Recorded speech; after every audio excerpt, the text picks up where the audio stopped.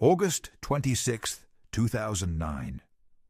On a quiet campus in Berkeley, two officers noticed something strange.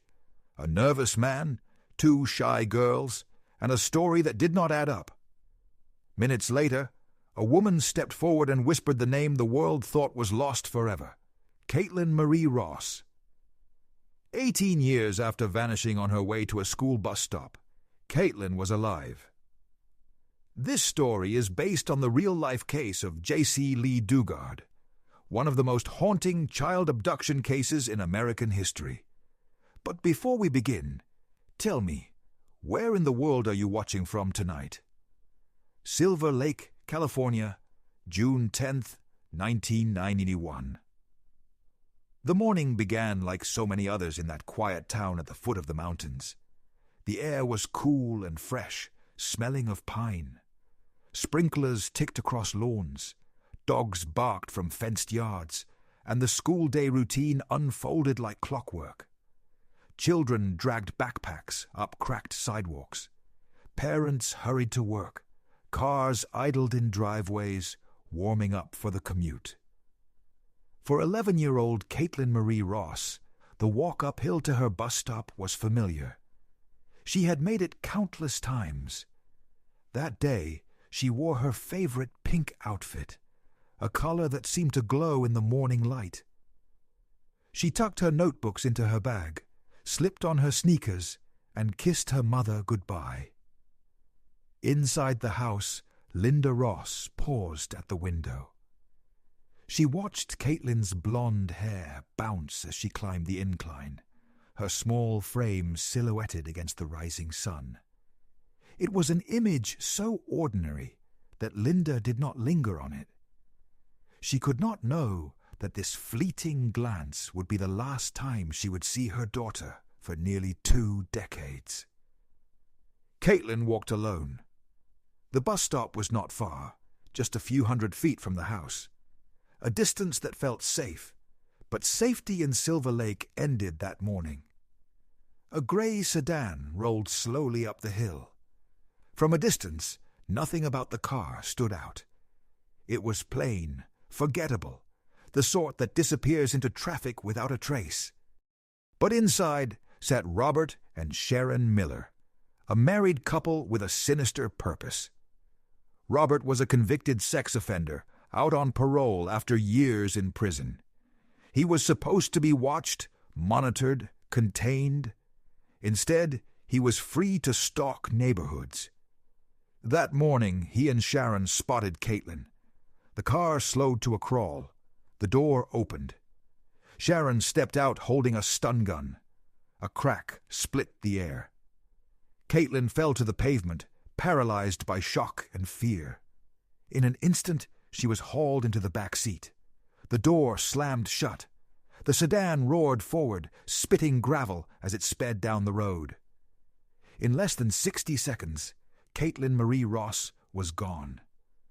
Across the street, a neighbor bent over his garden, heard the noise and looked up. He saw movement, something fast, confusing, a child struggling, a car door closing, tires screeching. It did not register in time. By the moment he considered stepping closer, the car was already gone. He would replay those seconds for years, wondering if he could have stopped it. Back at school, Caitlin's absence went unnoticed at first. Children miss buses. Sometimes they oversleep. But by noon, when the office confirmed she never arrived, the alarm bells rang. The call went to Linda, who rushed home in a panic. She ran up the hill to the bus stop, scanning the sidewalk, the bushes, the woods beyond. Nothing. No backpack, no shoe prints, just silence. Linda dialed the police. Within hours, Silver Lake transformed. Patrol cars swept through neighborhoods. Deputies knocked on doors asking the same urgent questions. Did you see a gray sedan? A man? A girl in pink? Helicopters thundered overhead, searchlights scanning rooftops and clearings. Volunteers gathered at the firehouse, dividing into teams to comb the surrounding woods. Caitlin's school photo was reproduced on hundreds of flyers. Her shy smile, her blonde hair, her pink outfit suddenly everywhere. Strangers stapled posters to telephone poles. Clerks taped them to gas station windows. Families carried them into grocery stores, asking anyone who would listen. The town pulsed with urgency, but urgency could not bring clarity. Tips poured in immediately. A waitress in Reno claimed she had served Caitlin pancakes that morning. A truck driver thought he saw her at a rest stop. A tourist insisted she spotted a girl in pink near a casino in Las Vegas. The phone lines never stopped ringing. Each call raised hope. Each investigation ended in disappointment. By evening, fear saturated Silver Lake. Parents pulled children off sidewalks, insisting they walk only in groups, or not at all. Doors that had once stood open, now locked with deadbolts. Families that had once trusted their neighbors now watched every passing car with suspicion. The question spread from home to home. If it could happen to Caitlin, could it happen to mine? Linda Ross sat by the phone long into the night. She clutched a photograph of her daughter, staring into Caitlin's bright eyes, willing the phone to ring with good news. Every ring jolted her upright. Every word on the other end left her emptier. She replayed the morning endlessly. The pink outfit, the sunlight on blonde hair, the last glimpse through the glass. If only she had walked with her. If only she had left for work a few minutes later. She whispered prayers into the silence. By the next day, the FBI joined the case. They built a profile, a man in his mid-30s with a violent past, possibly working with a woman. They warned the public to be cautious, to report suspicious cars. They circulated descriptions of vans, sedans, even pickup trucks. But the descriptions conflicted. Witness memories blurred. The picture grew messy. The one name that should have risen to the top never appeared: Robert Miller. His history was no secret. In 1976, he had kidnapped a young woman in Silver Lake. He had been arrested, convicted, and imprisoned. He was released on parole with strict conditions. His files sat in government cabinets. His name was logged in law enforcement databases. Yet, in the frenzy of Caitlin's case, no one looked his way. Parole officers checked his paperwork. Detectives followed dead leads. Federal agents profiled predators in theory, but not in reality. The systems never connected. Meanwhile, the Ross home became the center of a media storm. Reporters lined the sidewalk, cameras flashing as Linda begged the public for help. Her voice trembled, but never faltered. "Someone knows something. Please help me find my daughter." Her plea aired across the state, but Caitlin's face was just one among dozens on nightly broadcasts. Viewers watched, gasped, shook their heads, and then turned back to their dinners. For Linda, the world had stopped. For Caitlin, the silence had only begun. Days turned into weeks. Flyers multiplied. Posters curled in the sun, their ink fading. Each new lead brought a surge of adrenaline, followed by the crash of despair. Reno, Las Vegas, Mexico. None of it mattered. Caitlin was already in Brookfield, hidden behind tarps and plywood in a backyard no one thought to check. Silver Lake reeled. Parents held vigils in church halls, candles glowing in trembling hands. Children prayed in classrooms. Teachers struggled to comfort them. The town lived under a shadow that would never fully lift. For Linda, time became a blur of waiting. She refused to dismantle Caitlin's room. She left the bedspread untouched, the stuffed animals on their shelves. Birthdays came and went with cakes and candles no one blew out. By the end of that first summer, the case that had consumed the town began to cool. Helicopters flew elsewhere. Detectives were reassigned. The flood of tips slowed to a trickle. National reporters packed their cameras and moved on to fresher tragedies. But Linda never stopped. She carried the ache daily, clinging to conviction. She is alive. She is out there. I will never stop looking. She was right. Caitlin was alive, but she was no longer the girl on the posters. She was a prisoner in a backyard compound. Her world had collapsed to tarps and plywood, cut off from the life she once knew. And no one, not the neighbor, not the police, not the FBI, had any idea. The first hours of a child's disappearance are decisive. Every investigator repeats the same mantra: act fast, cast wide, leave nothing unchecked. When Caitlin Marie Ross vanished from Silver Lake, those first hours swelled with action. Patrol cars tore through the streets. Helicopters circled overhead. Volunteers gathered in church basements. From the outside, it looked like overwhelming force. From the inside, it was chaos. The phone lines lit up before nightfall. Hundreds of tips poured into police stations, some credible, most not. A waitress in Reno swore she had served Caitlin pancakes that morning. A truck driver insisted he had seen her at a rest stop along Interstate 80. A tourist claimed a girl in pink had been spotted outside a Las Vegas casino. Calls even came from across the border in Mexico. Each report was treated as urgent. Officers were dispatched. Hours of manpower vanished into dead ends. Blind hope became its own kind of torment. Every time a tip arrived, Linda Ross's phone rang. Every time she sat upright, heart pounding, waiting for news. And every time the answer hollowed her out. We checked. It was not her. The strain stretched across the town. Silver Lake was no longer a place of trust and routine. Parents kept children home from school. Kids who once biked alone now traveled in guarded packs. Windows were locked. Dogs were chained closer to the house, and strangers were eyed with suspicion. The disappearance of one girl had shifted the rhythm of an entire community. The FBI joined the investigation within 24 hours. Agents interviewed neighbors, studied timelines, pieced together the abduction minute by minute. They built a profile. The abductor was likely male in his 30s or 40s, with a history of violence. He may have had an accomplice. He may have been driving a van or a sedan, or possibly even a pickup truck. The profile was broad enough to encompass thousands of men. It pointed everywhere and therefore nowhere.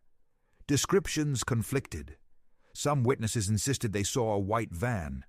Others remembered a gray sedan. A few recalled only movement, a blur of color. Stress fractured memory. No two stories matched. The search expanded outward. Roadblocks went up along highways.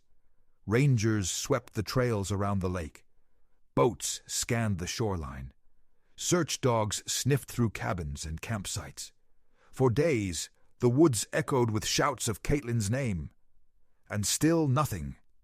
In the storm of activity, one name remained buried in the files: Robert Miller.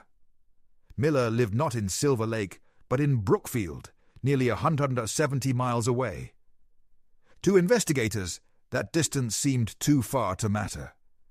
But geography should not have been the barrier it became. Miller's record should have set alarms ringing. In 1976, he had kidnapped a young woman in Silver Lake. He had dragged her into his car, assaulted her, and been arrested. He served years in prison before being released on parole. His file was thick with red flags: sex offender, kidnapper, violent history.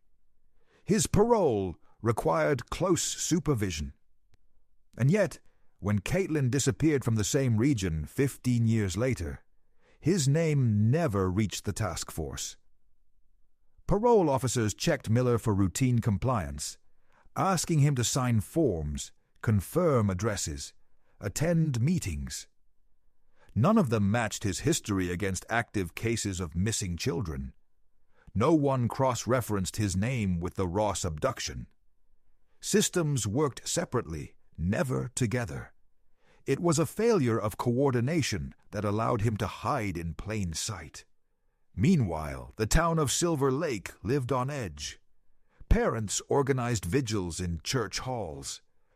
Hundreds held candles that burned late into the night, their glow trembling against stained glass windows. Children carried Caitlin's picture in their backpacks. Teachers struggled to keep classrooms calm, while students whispered about the girl who had vanished. Reporters arrived from across the state. Satellite trucks clogged neighborhood streets. Microphones hovered in front of Linda Ross as she stepped from her house, her face pale, her voice trembling but resolute. "Someone knows something," she begged. "Please help me find my daughter." Her plea reached every living room in California, but the flood of coverage brought its own complications. Tips multiplied, but many were fabrications, attention seekers, people eager to be part of the story. Detectives sifted through mountains of useless calls, while the trail to Brookfield grew colder by the hour. As weeks turned into months, the search lost momentum. The early energy faded. Helicopters stopped circling. Volunteers stopped showing up. Posters yellowed under the sun, their corners curling on telephone poles. Some were torn down, replaced by newer flyers for newer missing children. The Ross case file grew thick, filled with reports and interviews that led nowhere. Each page was another unanswered question, another dead end. Detectives rotated off the task force, reassigned to robberies, assaults, pressing cases. By the 1-year mark, the disappearance of Caitlin Marie Ross was considered cold. For the community, it was a lingering wound. For Linda, it was agony. She refused to surrender to silence. She left Caitlin's bedroom untouched, the bedspread smoothed, the stuffed animals in place. Birthdays were marked with cakes and candles, even though Caitlin could not blow them out.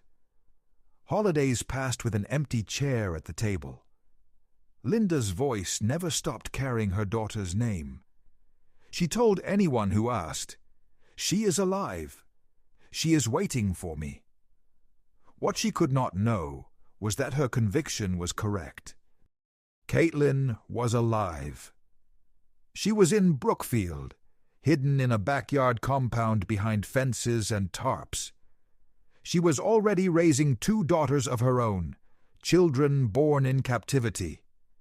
She was yards away from neighbors who never suspected, from parole officers who never asked to see past the front door, from a world that had stopped searching. The search for Caitlin misfired, not because people did not care, but because every compass pointed the wrong way. By the mid-1990s, Silver Lake had returned to routine on the surface, but the fear never left. Parents remembered the day safety ended. Children who once roamed freely grew up with caution etched into their bones.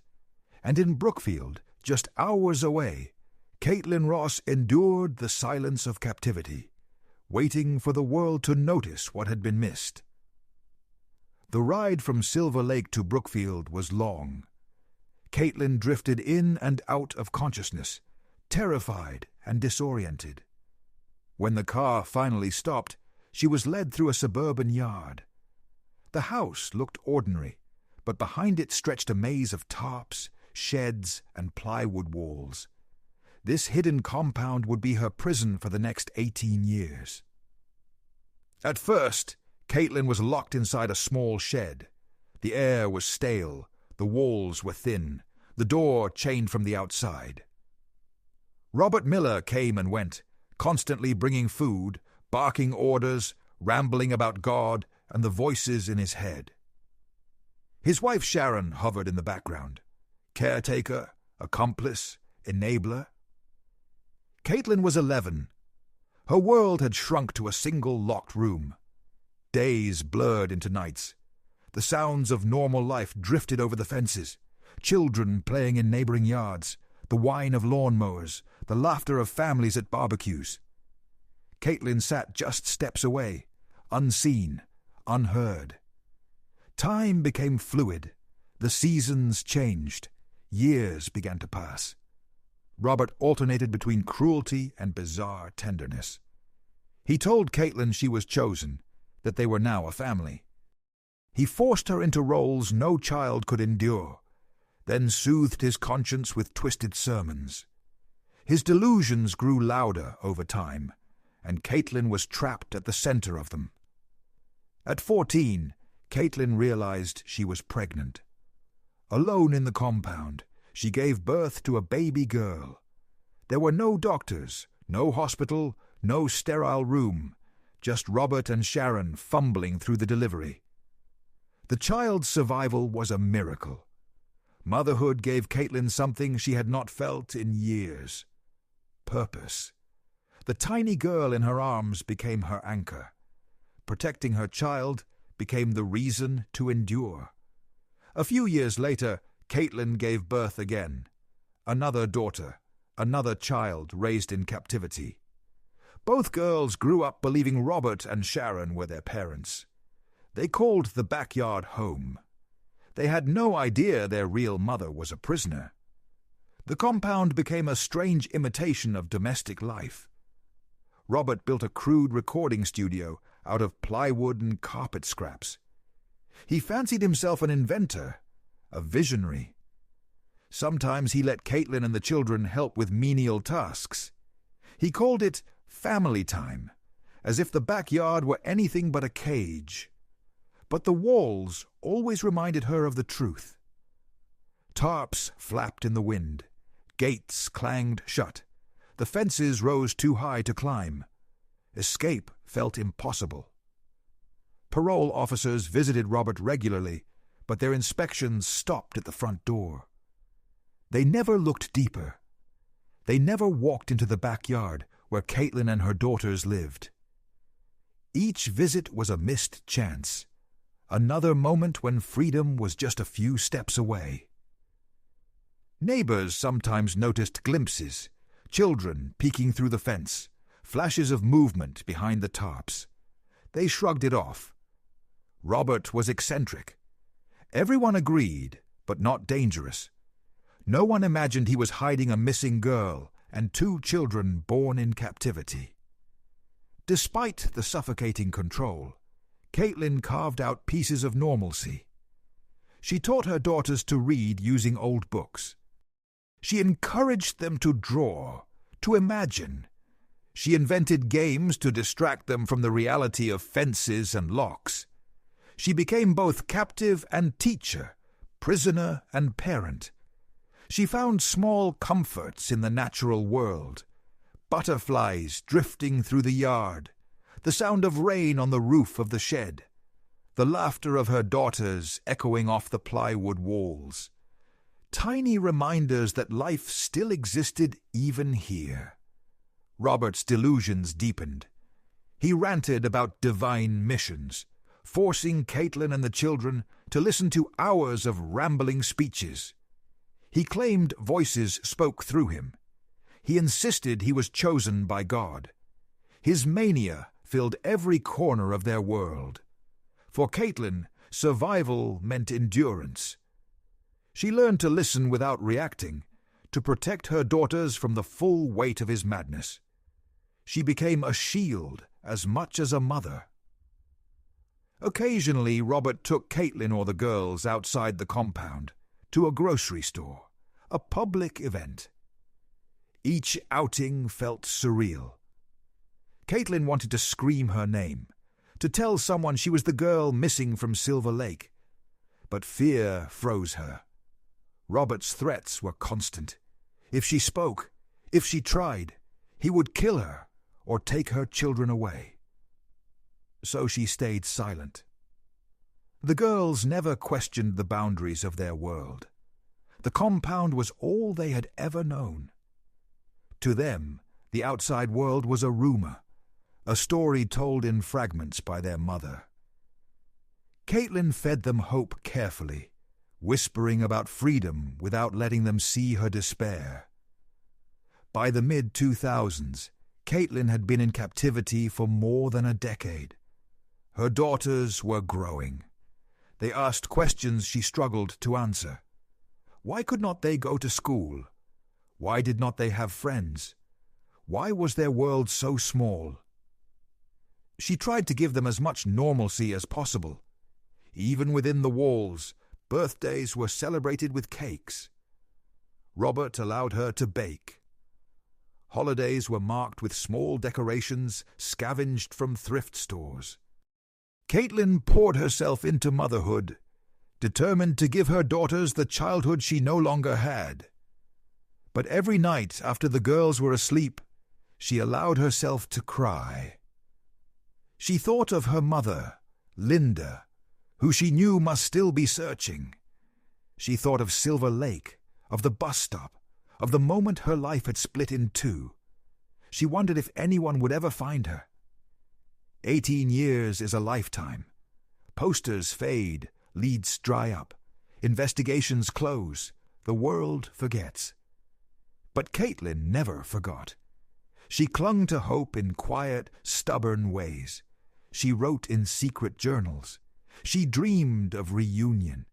She whispered promises to her daughters that someday they would see beyond the fences. No one in Silver Lake could have imagined that while they mourned her, while they assumed the worst, Caitlin Marie Ross was alive, hidden in plain sight in a Brookfield backyard, waiting for the day someone would finally look close enough to see. For years, Caitlin Marie Ross lived hidden in the backyard of the Miller home. A maze of tarps and sheds separated her world from the street just beyond the fence. On the outside, neighbors mowed lawns, barbecued on weekends, and waved to one another. On the inside, Caitlin raised her 2 daughters under the shadow of captivity. The greatest tragedy of those years was not only her suffering, it was how many times freedom was almost within reach. Robert Miller was not a ghost. He was not hiding in the wilderness or living off false identities. He lived in plain sight in Brookfield, a man under parole supervision. Officers visited him regularly, checking on his compliance. They saw the front yard, the living room, the paperwork he dutifully signed. They never stepped past the fences. Behind those fences, Caitlin listened as strangers' voices drifted through the air. Casual conversation, polite greetings. She knew freedom was only yards away. And yet, no one looked closely enough. Each time parole officers drove away, she felt hope collapse. Another missed chance. Another door closed. The visits continued for years. Some officers even remarked that Robert seemed strange, eccentric. He rambled about visions, about hearing voices, about divine missions. They wrote it down, shrugged, and moved on. None of them connected his behavior to the possibility that he was hiding a missing child. In truth, Robert did not always hide his captives well. He sometimes brought Caitlin and the girls outside. They went to grocery stores, to local events.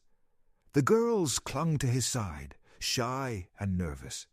Their clothes looked odd, outdated. Their mannerisms did not fit children raised in the outside world. Still, no one asked questions. Shoppers passed them in aisles. Clerks rang up purchases. To everyone else, they looked like a strange family, nothing more. Caitlin wanted to scream her name. She wanted to tell someone she was the girl missing from Silver Lake.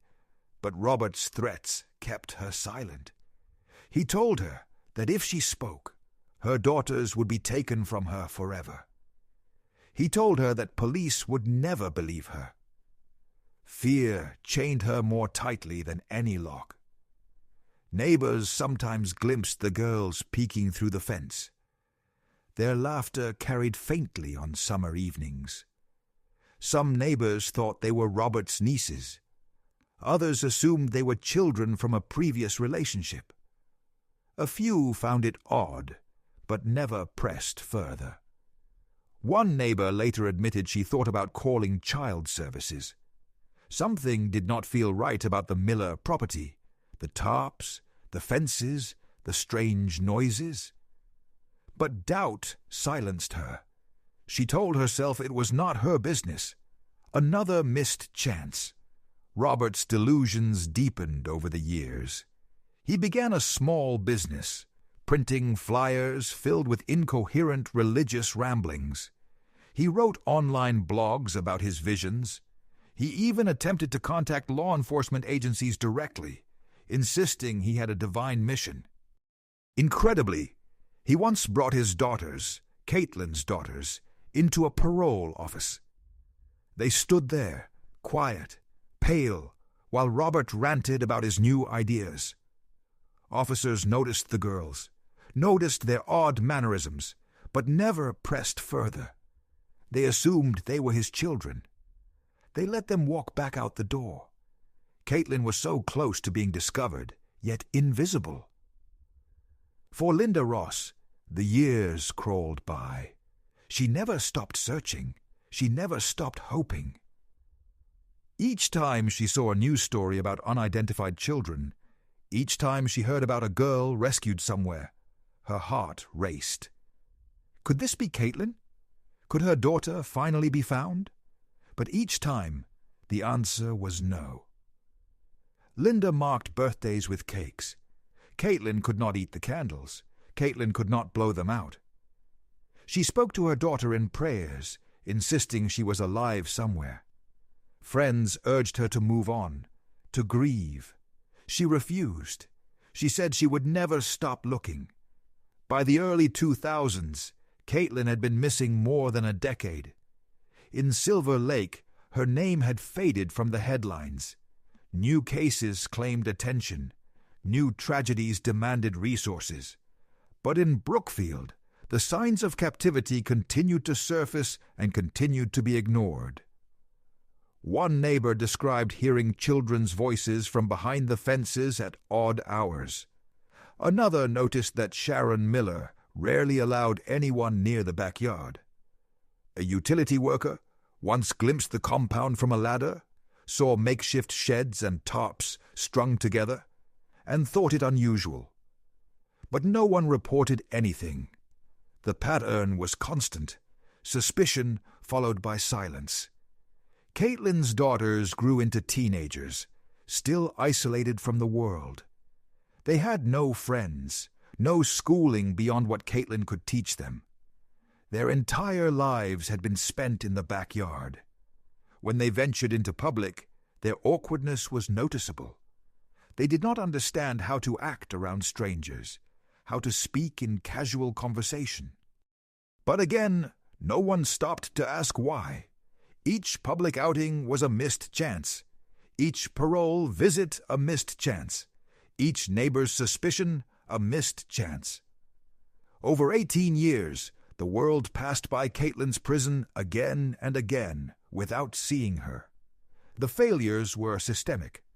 Law enforcement agencies did not share information. Parole officers did not coordinate with investigators. Neighbors did not trust their instincts.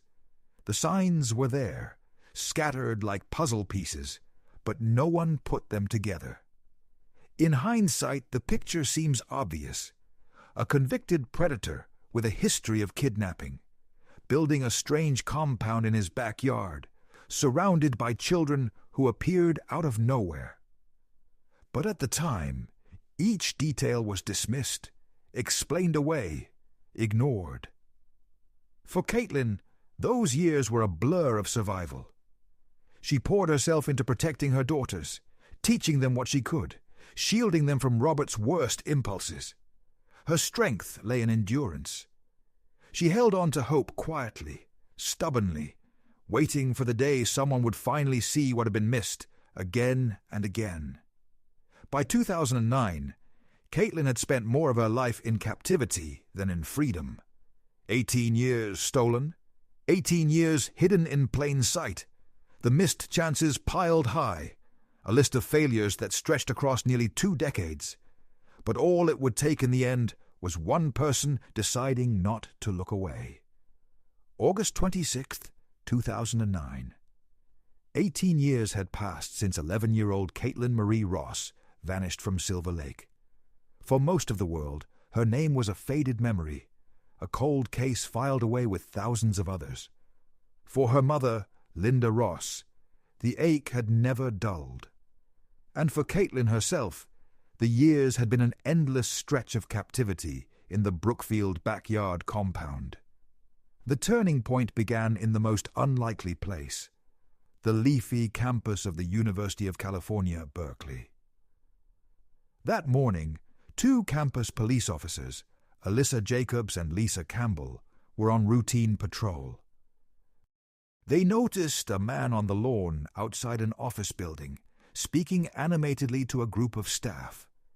His name, they would learn, was Robert Miller. Something about him immediately struck them as strange. He was in his late 50s, gaunt, restless, his words tumbling in erratic bursts. He talked about religion, about hearing voices, about a mission from God. His energy was unsettling. But what caught the officer's attention were the 2 girls standing beside him. They looked out of place, teenagers, shy and withdrawn, dressed in outdated clothing. They kept their eyes down, their posture rigid. When they spoke, their words were hesitant, as if they had grown up far from ordinary life. Jacobs and Campbell exchanged glances. Something did not fit.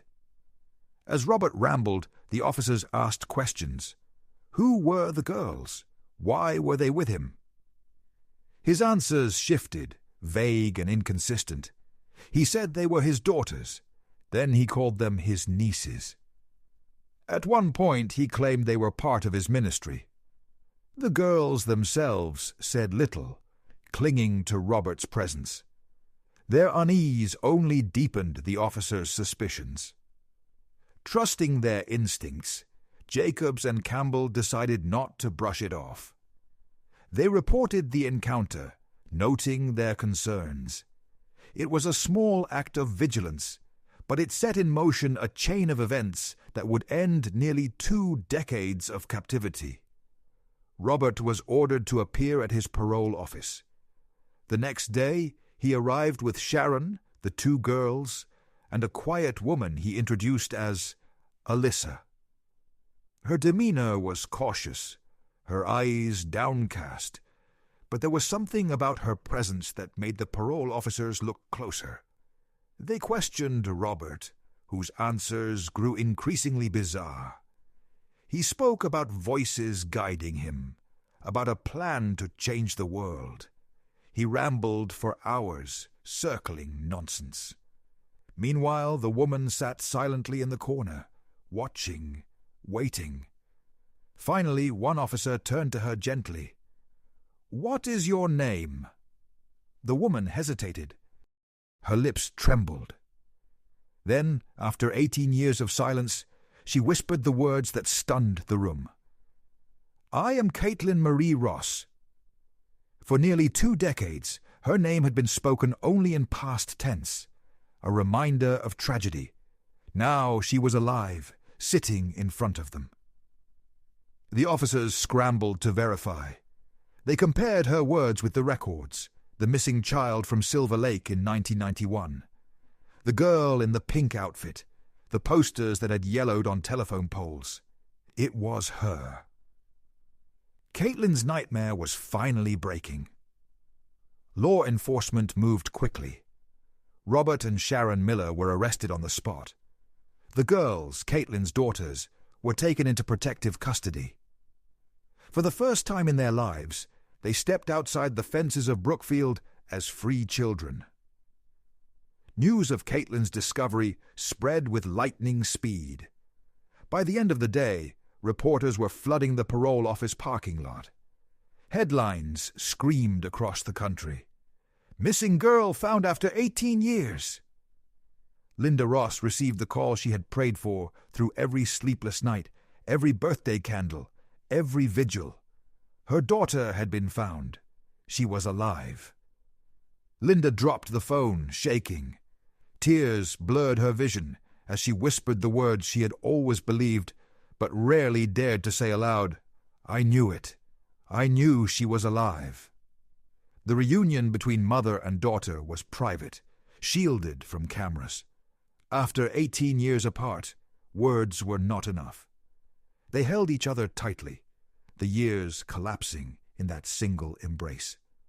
Linda stroked Caitlin's hair, just as she had on the morning of June 10th, 1991, before the world changed. Caitlin wept into her mother's arms, finally safe. For Caitlin's daughters, the reunion was the beginning of discovery. They learned that the woman they had always known as sister was their mother. They learned that the people they thought were parents were in fact their captors. Their world tilted overnight, but they faced it together, united by the resilience that had carried them through captivity. Robert and Sharon faced charges that stunned the public. The prosecution laid bare 18 years of crimes: kidnapping, sexual assault, imprisonment. Robert was sentenced to 431 years to life.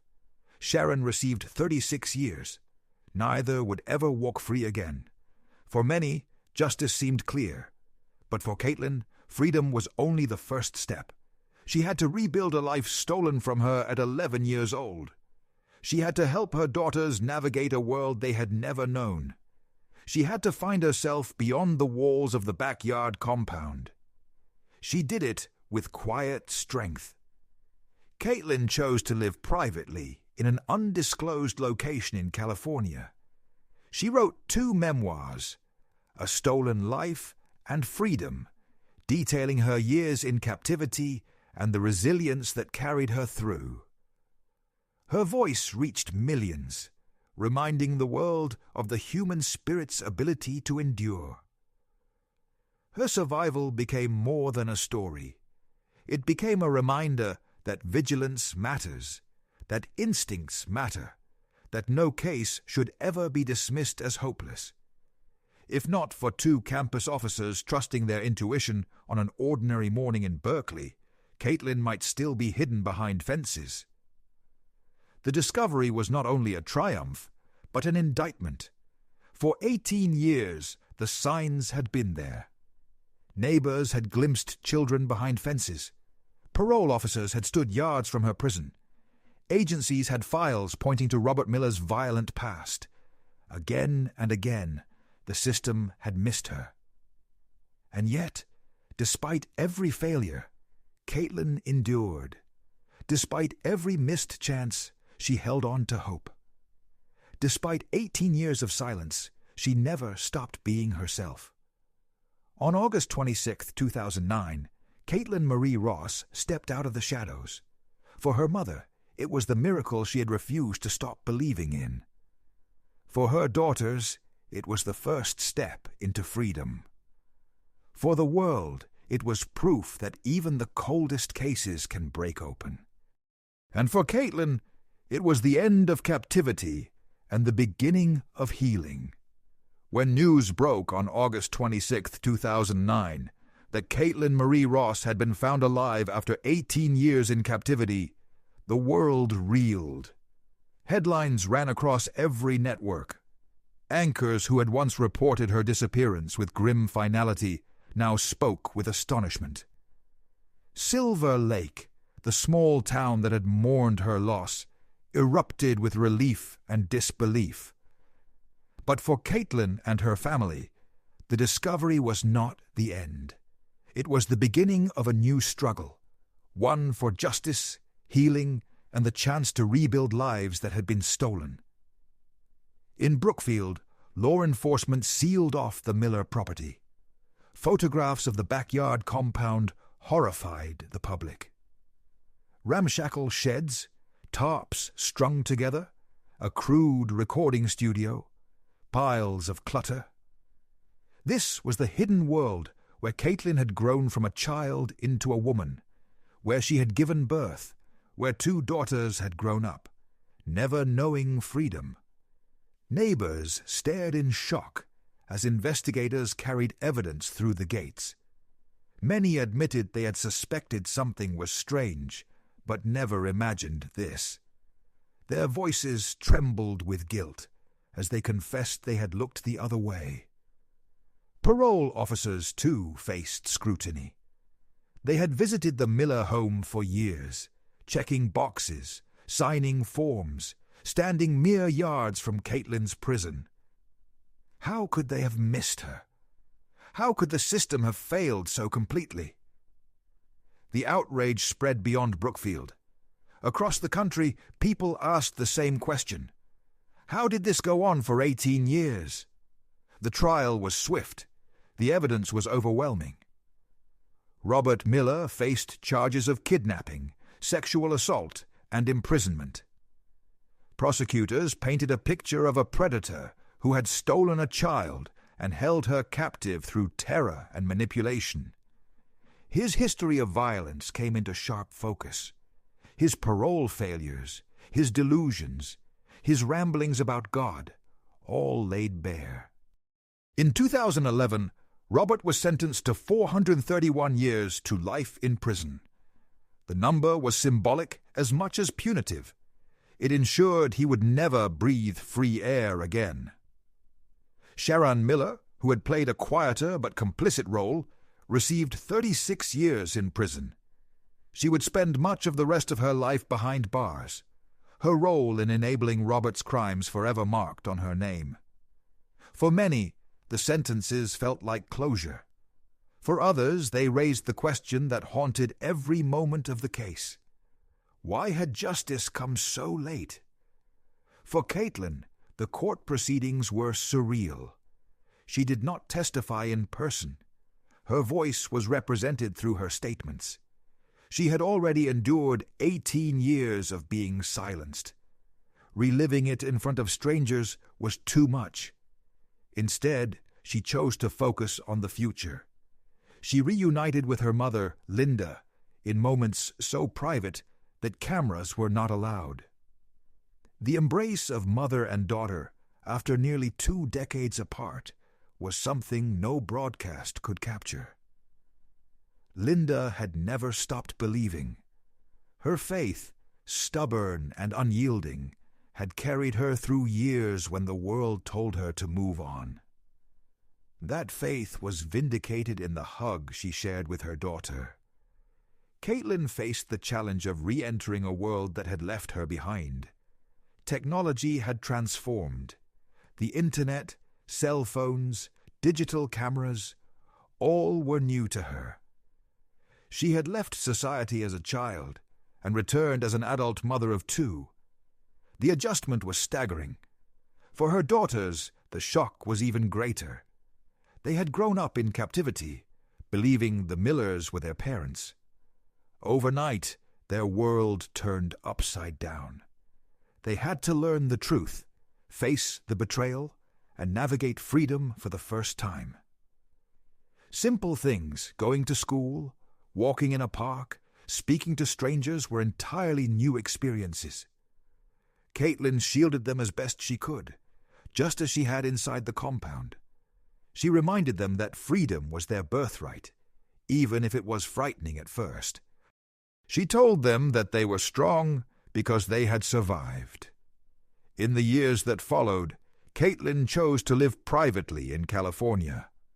Her exact location remained undisclosed to protect her daughters and herself from media intrusion. But she did choose to speak publicly in one powerful way, through her writing. Her memoir, A Stolen Life, published in the 2011, stunned readers. In her own words, Caitlin described the abduction, the years of captivity, the births of her daughters, and the struggle to survive day after day. She followed it with Freedom, a book about life after release, about healing, resilience, and the challenges of reclaiming a life that had been taken. Millions read her words.